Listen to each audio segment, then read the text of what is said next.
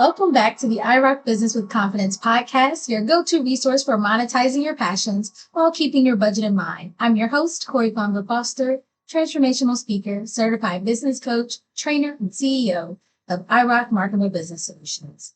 In today's episode, we have a special guest joining us. Please welcome Josh Miles, known as the Marketing Automation King. Josh is a marketing strategist and business coach and the owner of One Stadion, a digital marketing company dedicated to helping entrepreneurs grow and scale their businesses to six figures, years, quarters, or even months. In 2022, every single client in his Accelerate Coaching Academy achieved their highest revenue generating year ever, a testament to Josh's expertise and guidance. His long-term goal is to help 1,000 clients grow and scale their businesses to exceed $1 million in revenue annually. When he's not working with clients, Josh enjoys spending time with his 4 kids and has a contagious laughter that can brighten any room. If you're interested in learning more about how to work with Josh, head over to onestadium.com. Our topic of discussion today is systems and automation. Discover how implementing effective systems and leveraging automation can transform your business and help you achieve scalability and efficiency.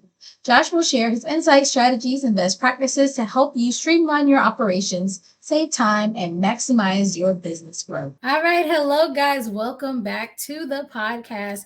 I am so excited for today's talk because I've worked with so many entrepreneurs, small business owners, especially our newbies out there. And the question that they all have is around the idea of systems and automation, because they always say, I want to make money while I sleep. So today's guest is going to talk to us a little bit about how we can set up some amazing systems and automations and just get back our time, right? Because that's what we're trying to do as we do this thing called entrepreneurship. So I'm excited to welcome our guest, Josh Miles, to the podcast. Hi, Josh. What's going on? How are you? I am good. I'm so excited you're here because this is a topic that I'm sure everyone wants to know more about. How do we set up systems? How do we do automation? But before we dive into all that, I know that people got to hear your bio before this started, but tell us a little bit more about Josh. What are you doing out here in these entrepreneur streets? Good question. So first, thanks for having me. Love what you're doing. So my name is Josh Miles. I'm originally from New Orleans, Louisiana. Live in Houston, Texas, and I love all things systems, automation. I love coaching entrepreneurs. I love working with entrepreneurs who are looking to grow and scale their business and really leave an impact while making income at the same time. And so I have a coaching program that I get to work with entrepreneurs like a lot. And so that's my passion. I really love seeing others grow their business. First time I was able to help somebody have like the aha moment where they were like, oh, dang, I need this as marketing strategy. And this is going to help me really move the needle on my business. I got super excited, and I get almost more excited for helping other people make money than me making my own money, just because I'm that passionate about entrepreneurs being successful and really just hitting their goals and seeing the growth and change that happens on this entrepreneurship journey. I love that. I feel like I'm with you on that. People are like, what do you get out of this? I'm like, it makes me so excited, like seeing people in their element, doing their thing and seeing the success at the other end. So one of the things you said was the idea of scaling. I think a lot of people don't even understand what that is. So can you tell us briefly, like, what does it mean for a small business owner to scale? Yeah, so you have a lot of small businesses that don't survive. Just statistically speaking, a large percentage of businesses don't make it. I'm not just about business owners just surviving. I want you to thrive as a business. And part of that is growing and scaling the business year after year. When I say scale, what I mean is, how do we actually have you hit your goals, right? How do we have you take your business from one level to the next and make more money year after year? One of the things that I'm like super proud about is just over the last 4 years, my business has consistently grown, right? Through COVID, like my business was blowing up and not seeing a lot of the things that a lot of business owners were seeing. And that's like fun for me, but it's also fun to know that I have clients that are achieving success, right? They're taking their business, somebody may be a new business owner and just getting into the game, and you launched your business and you made $5,000 one year as you got started. And then the next year you're like hitting 6 figures because you're seeing your business get the right systems in place, the right marketing foundation, and the right marketing strategies that are actually having your business work for you rather than you working for it. And I don't think people think about that a lot. Like, my business can work for me. I shouldn't have to work hard forever. I got to work hard on the front end. Like there's no shortcut to the game. But how do I build a business that has systems and processes in place that move my business forward and allow me to make money even when I'm not working?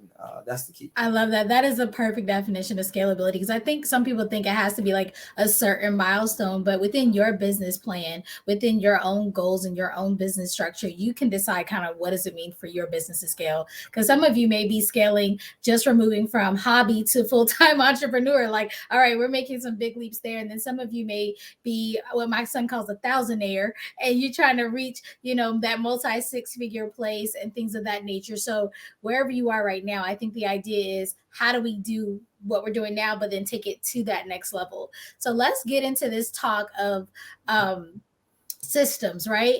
Because I know in my mind, I'm thinking, okay, I know that I need to have basic systems. I need to have a sales system. I need to have a lead generating system. But what type of systems do you typically help your clientele with?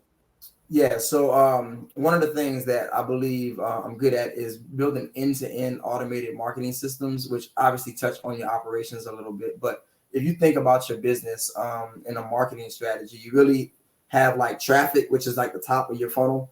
That's what most people think marketing is, like everything that you're doing on social media. But that's really just a small piece. And it's the last piece that people need to focus on, because if you don't have a good sales process and the landing pages that take people by the hand and walk them through the process of what they need in order to implement the right things in their business and see the success that they want, that's going to be missing. There's also the fulfillment and follow-up piece to marketing as well. We've probably always heard the quote, "The fortune is in the follow-up." I like to make a small tweak to that. I believe that the fortune is the follow-up. The reality is, if you only give yourself one shot to get a sale, you can probably miss a lot of that, right? Because the majority of your sales don't come from somebody seeing it for the first time and then buying in, because people got to get to know you, like you, and trust you. A lot of your sales will come from just consistently showing up and following up with the people in your database, your followers on social media, the people that are subscribed to your podcast and your YouTube channel, all these different places. I got to show up and consistently nurture people and show them that I can add value in order for them to buy in. So when we talk about systems, a lot of it is, how do I build systems that allow somebody to be very clear about how I can help them? But then how do I build systems that follow up with my audience over and over and over again? I tell my clients, you got to be building your list. It's nice to have 10,000 followers on Instagram. That's not going to really drive your revenue. You got to have people in your database that I don't need to depend on Instagram, Facebook, YouTube, LinkedIn, all these different platforms.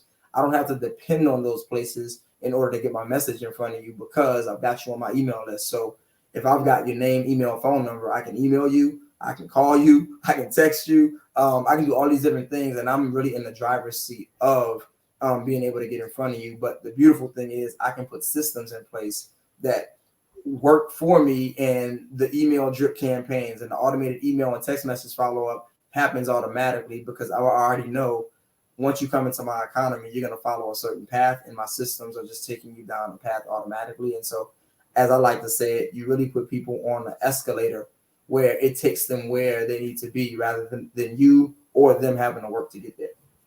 Yeah, that makes perfect sense. I like to call it offensive marketing, where it's like you got to have the ball. You got to go after what your goals are. You can't just wait for people to come to you. But you also did a few trigger words. I know somebody is mad because you were like, you got to be consistent and you got to follow up. They're like, what? I got to do some work. Yeah, you got to do. Absolutely. But the cool part is you can set up systems. So just because we're saying follow up doesn't mean it means you having to hit a button every time. That's a cool thing about automation, right? We can set up some things. Now, we got to stop being lazy entrepreneurs, y'all. Let's backtrack. I'm going to single myself out in the screen for a second. You got to stop being lazy entrepreneurs, y'all. You do have to do some work. If entrepreneurship was easy, everybody would do it. So we got to get out of that mindset of, oh, I thought this was just going to work out. If I build it, they will come. Not necessarily. So we talked a little bit about systems.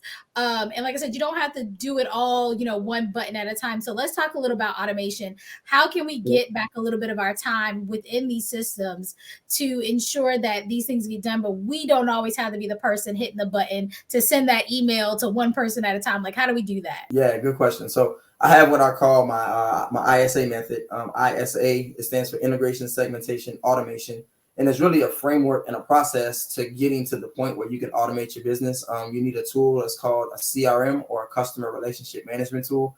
And it's really where all your contacts are housed in a database. Once you have the right CRM in place, it has to talk to whatever front end facing tools, where like landing pages and where people will fill out a form and sign up for stuff.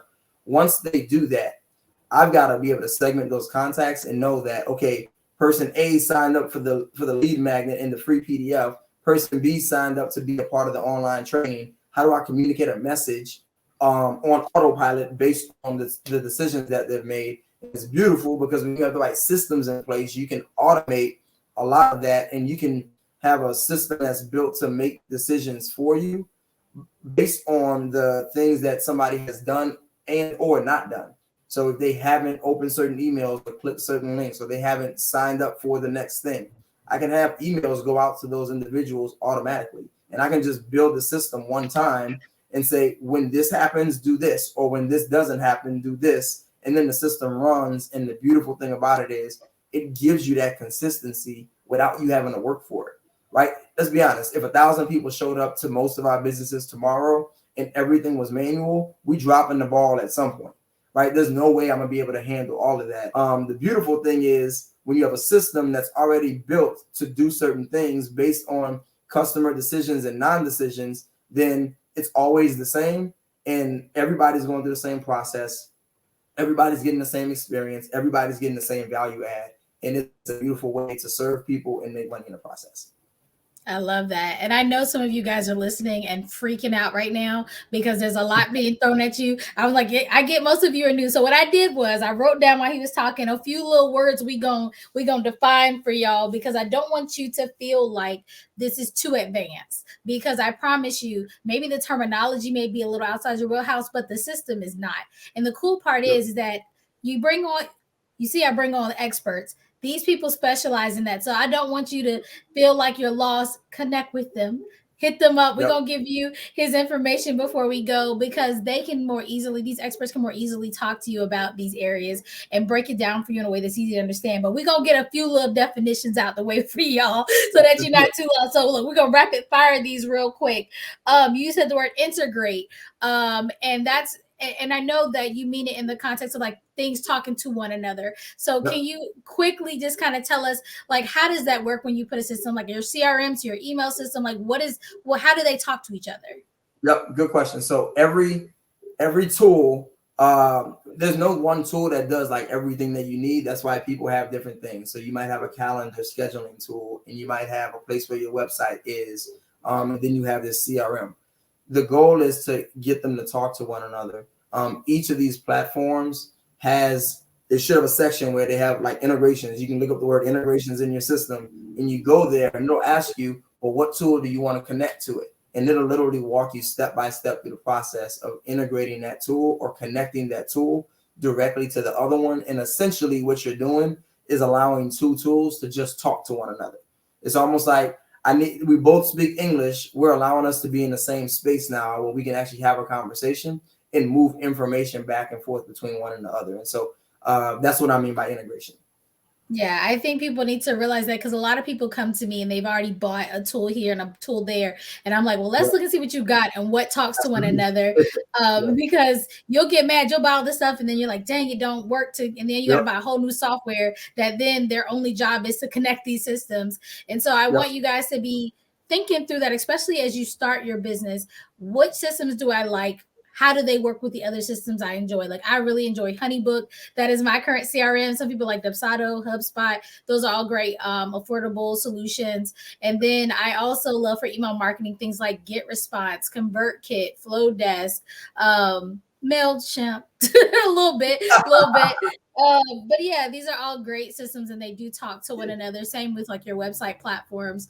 You can go on like a Wix or a WordPress, and you can actually, even before you buy it, look at the integrations and see like who do they work well with, and there's plugins and things get more advanced. But just know your systems can talk to each other, and it's going to be super helpful to keep things running. So let's do another word here. You didn't say this word, but I knew this what you meant. Opt-in, right? How do people get on that email list? So can you explain a little bit about Like, what is an opt-in? Like, how do we get them from interested to us, and maybe they see us somewhere, to getting on our email list? Great question. So opt-in is when somebody voluntarily gives you their email address. The best way, because the real asset in your business is your list. As great as your product or your services, the real value in your business is your list. Facebook bought Instagram in 2011 for $1 billion before they were really even monetized, solely for their list. Okay, so they wanted the contacts, and it was worth a lot of money to them. In order to get somebody to opt in, I always like to say you got to give them something of value first. So lead with value. And the principle is real simple. People spend money on things when their perceived value of it is higher than what they consider the price point to be. Okay, so if I'm selling something for $5, in order for somebody to spend the $5 on something, they have to think that it's more valuable than $5. And once that happens, people are more inclined to buy. Okay. If you give something away for free, it's hard for something to be less valuable than free. And the only cost is for you to give up an email address. And so that's really like the first step in order to get somebody on your email list. Your conversion rate when you say free versus when you're asking somebody to buy is like a night and day difference most times when you can say that something's free. So I'm always encouraging my clients, give away something for free that's valuable, right? And it can be a PDF download, an invitation to a free training, an invitation to come sit in on a summit or a challenge or something like that. Is free to get in. And then we can begin nurturing you and asking you to buy something. And so the opt-in is that first step where they choose to actually take the offer for the freebie. They opt in and then they get on your email list as a result. Yes, I love that. I'm always telling my clients, you need a lead magnet, something to give people. And I love that you said, yeah, free. What can beat that? But you do want to make sure it is a value. I've had people, again, stop being lazy entrepreneurs. That's going to be the theme of today, who just want to give away something. I said, well, what problem does that solve for them? Does it give them at least a quick win? Because it's not just about, here, take this pamphlet, because you are starting to build a rapport with someone. So if you can go above and beyond and give them something that's going to at least give them a small win, they're more likely to engage with you time and time again. Absolutely. All right. So you mentioned segment, and for those of you who are in my Kajabi fam or Karcher fam, that is tags for us. But you talked about segmentation. So how does that work? Let's go a little bit deeper into segmenting our audience. Yeah, so segmentation is real simple. I'm trying to put people in buckets based on the decisions that they've made with me. So you've taken a lead magnet that's a free PDF versus you've bought an offer for $100, right? Two different types of people, two different ways I need to communicate with you based on what you've taken from me as the offer. I need to know who's who.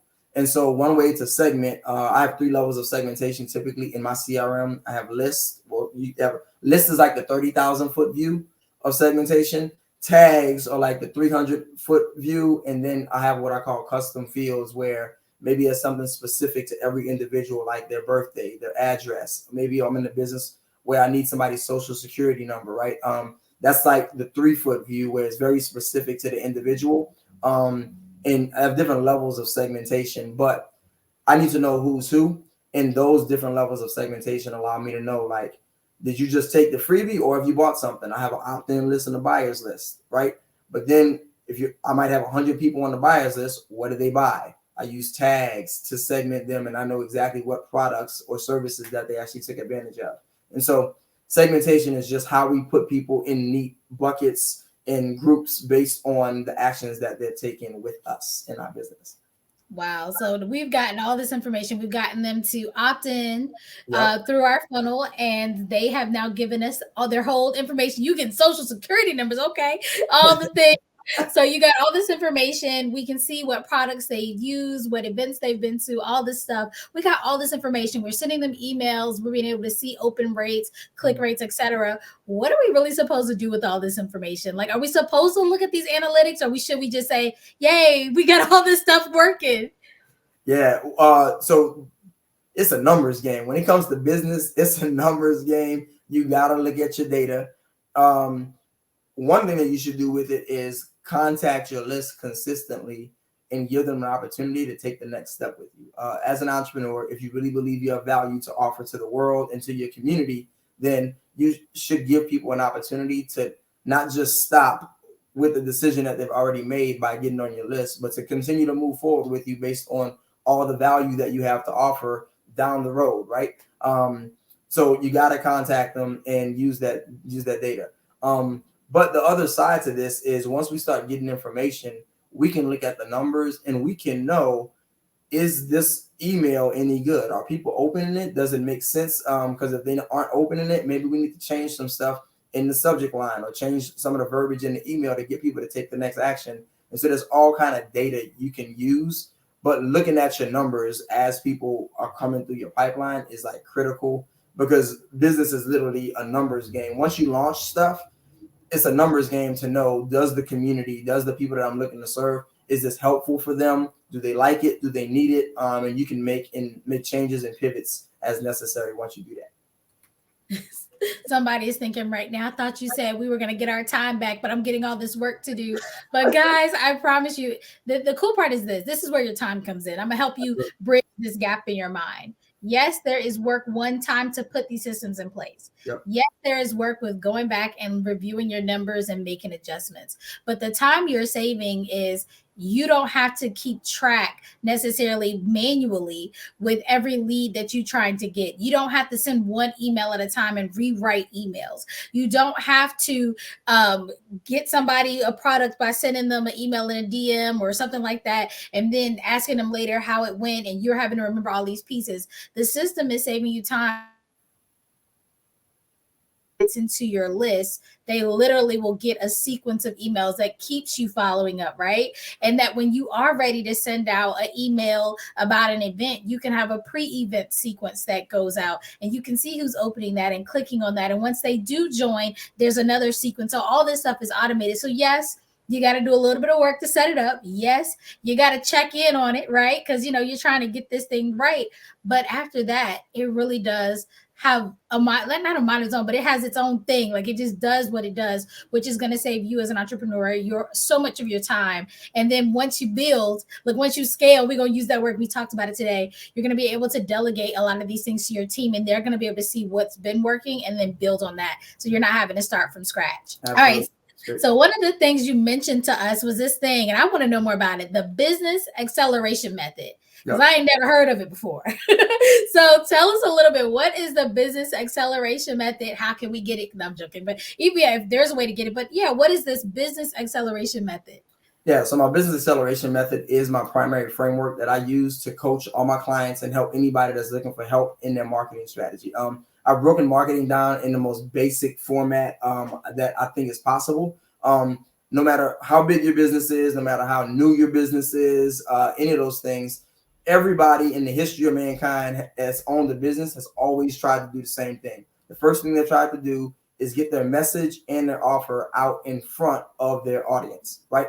Once they do that, they're taking them through a sales process. That's the second step. And then whatever that sales process is, they're doing one of two things afterwards. They're fulfilling and giving the deliverable to the person after they paid for it or signed up for it. And then they're following up.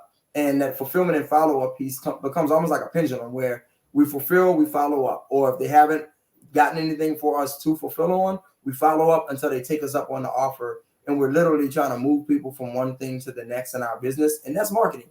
That is marketing end to end. Everybody's doing the same thing. And so the thing that I bring to the marketplace is that I show you how to automate it from top to bottom. What does it look like to automate your traffic strategies, or the strategies of how you get your message out on social media platforms? What does it look like to automate your sales process? What does it look like to automate your fulfillment and your follow-up systems so that they do it all for you? So that's my business acceleration method. We'll probably, if you've heard of something called a value ladder or an ascension ladder, it looks like stairs when somebody draws it out, and the principle is real simple. As price increases, as value increases, I can increase the price. Or to put it another way, people are willing to pay more for the more value that they get, right? It looks like stairs when you see it in the diagram. And I've got a ton of these, so if you haven't seen them, you can follow me on Instagram and check that out. But when you have a value ladder, in order to move somebody up the value ladder, most people don't like ladders. And a lot of people don't like stairs either. So I say, let's turn this thing into an escalator, and we just ascend people up the value ladder on autopilot because we've got automation running. And so that's my business acceleration method. It's how we make money and grow our business and serve more people faster. I don't believe in shortcuts, but I do believe that there's a way to speed up the growth of a business, and having systems in place with automation is a big key to that. I love that. And I love the idea of the escalator because, yeah, I've seen the steps and I was just picturing in my head, like, yeah, we got to get to here, then we got to get to the next one. And I like the idea of like getting up here with a process and just riding it to the top. Absolutely. So that's amazing. So we have a lot of new entrepreneurs that listen in and that are engaged in our community. And so I think because we said so much today, right? They may be a little overwhelmed. What are 3 things that they need to focus on to set up their systems and maybe even do a little automation? If they only can do 3 things, what would those 3 things be? Yep. So the first thing I would do is choose a CRM. Like you mentioned a bunch of those. So pick a CRM that you can use for your business. That's the first thing. Do your research. There's a lot of different options out there. I personally use ActiveCampaign. I found that to work well for me. I know that there are other CRMs specific to certain industries, but find a CRM that you can try out. Most of them have like trial options, so you can sign up for them and test it out and see how you use it. The second thing that I would say is to really do a deep dive on who you're looking to serve. I know that's not like the automation piece, but before you go build out a bunch of stuff in the whole nine, knowing who you're going to serve and the path that you're going to take them down is important. So you got to know who your avatar is or who your ideal client is that you're looking to serve. And then the next thing I would say is to, again, consistency. Use your CRM. If you're going to be paying for this tool, you got to use it. So email your people that are signing up and getting on your email list on a regular basis and add value via email. Teach them certain strategies and let them see why you're really good at what you do and how you're the person that they need to work with, because you have so much value to offer. I'm big on like serve first and the money will come. So like don't chase the dollars, chase how can I creatively serve my audience over and over and over again. And what you'll find is that people come to know, like, and trust you and love you for what you do. And you'll find that you get these diehard fans that like stick with you forever. If you've ever had a diehard fan, it's kind of weird at first when it's like, dang, like y'all really listen to everything I say, and y'all are gonna do, but it's cool though because it just shows that you've built trust with a group of people and you've served them in a way that they really value, and they're gonna rock with you till forever. So those are the 3 things that I would say for sure. Awesome. And I love a good diehard fan. They ride with you through everything. So that's amazing. I'm sure some of you are waiting for your first diehard fan as well. So this has been an amazing podcast episode. I think we have talked through quite a bit of things. Like if you don't already have these systems in place, we've given you a lot to think and ponder about. And shout out to ActiveCampaign. My coach uses it. She loves it. So I forgot that when I was throwing them out there to you guys. But thank you so much, Josh, for being on the podcast. If you guys are interested in learning more about systems and automation, definitely check him out. And remember, he is the creator of the business acceleration method. He got that Escalade to get you where you want to go. So Josh, can you please let our audience know how they can find you in case they want to connect with you and learn more? Yeah, for sure. So you can find me on almost all Instagram, Facebook, YouTube, all those social media platforms at The Real Josh Miles.